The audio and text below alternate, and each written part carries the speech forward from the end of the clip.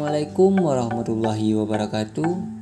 Perkenalkan, saya Ihsanul Fajri, NIM 21201131, jurusan PGSD 4B, yang mana di sini saya akan melengkapkan tugas manajemen diri dengan dosen pengampu, yakni Bapak Refri Rahman SPMSI.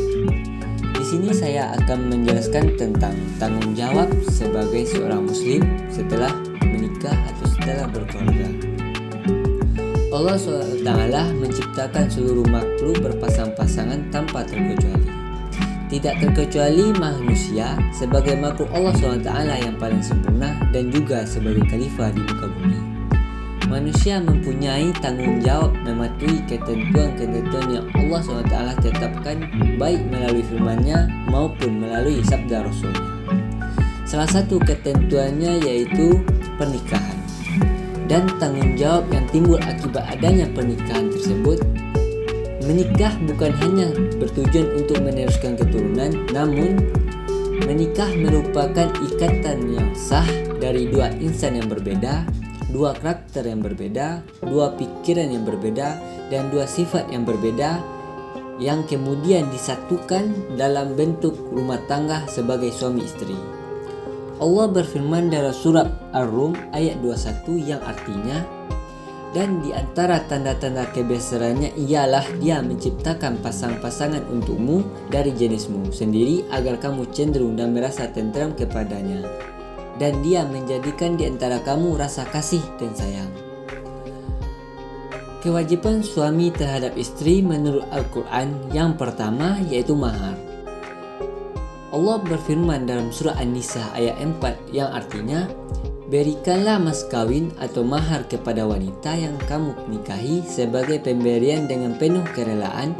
Kemudian jika mereka menyerahkan kepada kamu sebagian dari mas kawin itu dengan senang hati, maka makanlah atau ambillah. Pemberian itu sebagian makanan yang sedap, lagi baik akibatnya. Menurut Muttafaq di Ibul Bihah, mahar adalah harta benda yang harus diberikan oleh seorang laki-laki atau calon suami kepada perempuan atau calon suami kerana pernikahan. Pemberian mahar kepada calon istri merupakan ketentuan Allah SWT bagi calon suami. Yang kedua yaitu nafkah, pakaian, dan tempat tinggal. Allah berfirman dalam surah Al-Baqarah ayat 233 yang artinya, para ibu hendaklah menyusukan anak-anaknya selama 2 tahun penuh, yaitu bagi yang ingin menyempurnakan penyusuan, dan mewajibkan ayah memberi makan dan pakaian kepada para ibu dengan cara ma'ruf. Seseorang tidak dibebani melainkan menurut kadar kesanggupannya. Nafkah berasal dari bahasa Arab yang itu an-nafaqah yang artinya pengeluaran, yakni pengeluaran yang biasanya dipergunakan oleh seseorang untuk sesuatu yang baik atau dibelanjakan untuk orang-orang yang menjadi tanggung jawab. Fuqaha telah mendapatkan bahwa nafkah terhadap istri itu wajib atas suami yang merdeka dan berada di tempat. Mengenai suami yang berpergian jauh, maka jamhurul fuqaha tetap kewajiban suami atas nafkah untuk istrinya. Yang ketiga yaitu menggauli istri secara baik. Menggauli istri secara baik dan adil merupakan salah satu kewajiban suami terhadap istrinya, sebagaimana firman Allah dalam surat An-Nisa ayat 19 yang artinya, hai orang-orang yang beriman, tidak halal bagi kamu mempuaskan wanita dengan jalan paksa, dan janganlah kamu menyusahkan mereka, kerana hendaklah mengambil kembali sebagian dari apa yang telah kamu berikan kepadanya, kecuali bila mereka melakukan pekerjaan keji yang nyata. Dan bergaullah dengan mereka secara patut. Kemudian bila kamu tidak menyukai mereka, maka bersabarlah, kerana kemungkinan kamu tidak menyukai sesuatu pada Allah menjadikan padanya kebaikan yang banyak. Ditujukan kepada suami-suami agar berbicara dengan baik terhadap para istri yang bersikap dengan baik dalam perbuatan dan penampilan. Sebagian suami juga menyukai hal tersebut dari istrinya, maka hendaklah suami melakukan hal-hal yang sama juga. Yang keempat itu menjaga istri dari dosa.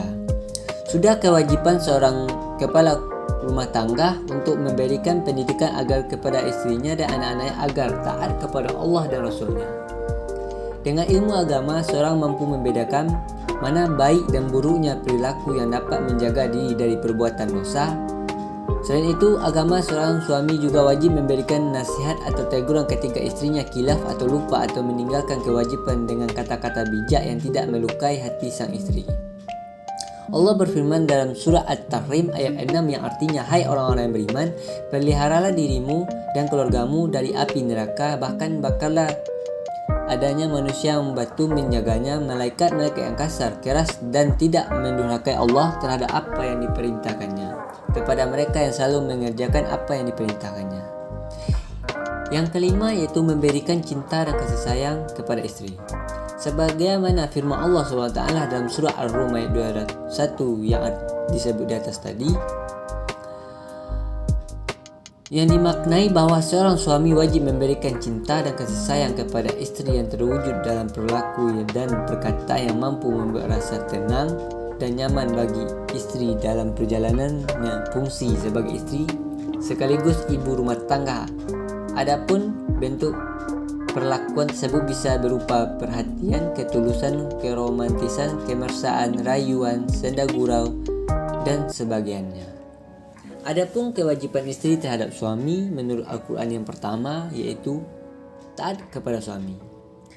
Mentaati suami merupakan perintah Allah dalam surah An-Nisa ayat 34 yang artinya kaum laki-laki itu adalah pemimpin bagi kaum wanita. Oleh kerana Allah telah melebihkan sebahagian mereka lagi atas sebahagian yang lain wanita, dan kerana mereka laki-laki telah menafkahkan sebahagian dari harta mereka, sebab itu maka wanita yang solehah ialah yang taat kepada Allah lagi memelihara diri ketika suaminya tidak ada, oleh kerana Allah telah memelihara mereka.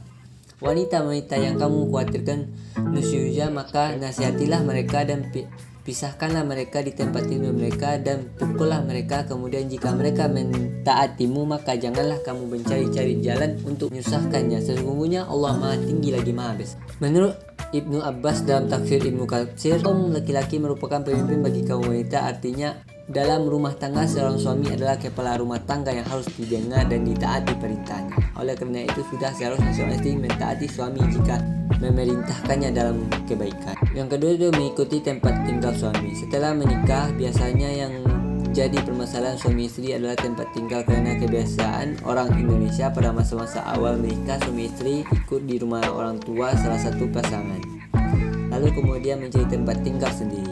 Allah berfirman dalam surah At-Talaq yang artinya tempatkanlah mereka para istri di mana kamu bertempat tinggal menurut kemampuan kamu. Yang ketiga itu menjaga diri saat suami tak ada. Seorang istri yang sudah menikah atau seorang wanita yang sudah menikah dan melalui rumah tangga maka harus membatasi tamu-tamu yang datang ke rumah. Ketika ada tamu melawan jenis, maka yang harus dilakukan adalah tidak menerimanya masuk ke dalam rumah terkecuali jika suami yang menemani dan seizin suami. Kerana perkara dapat berpotensi mendatangkan fitnah, sebagaimana firman Allah dari surat An-Nisa ayat 34 yang artinya as-salihah adalah yang taat kepada Allah dan menjaga diri ketika suami tidak ada, oleh kerana Allah telah memelihara mereka. Kesimpulannya di sini yaitu Al-Quran telah memberikan petunjuk kepada pasangan suami istri tentang bagaimana semestinya membina rumah tangga agar dapat mendatangi sakinah, mawaddah, warahmah dalam rumah tangga. Tentu caranya tidak lain adalah dengan menjalankan kewajiban masing-masing sebagai suami istri. Hanya sekian yang dapat saya sampaikan. Kalau ada salah jangan, saya mohon maaf. Saya sudahi dengan Assalamualaikum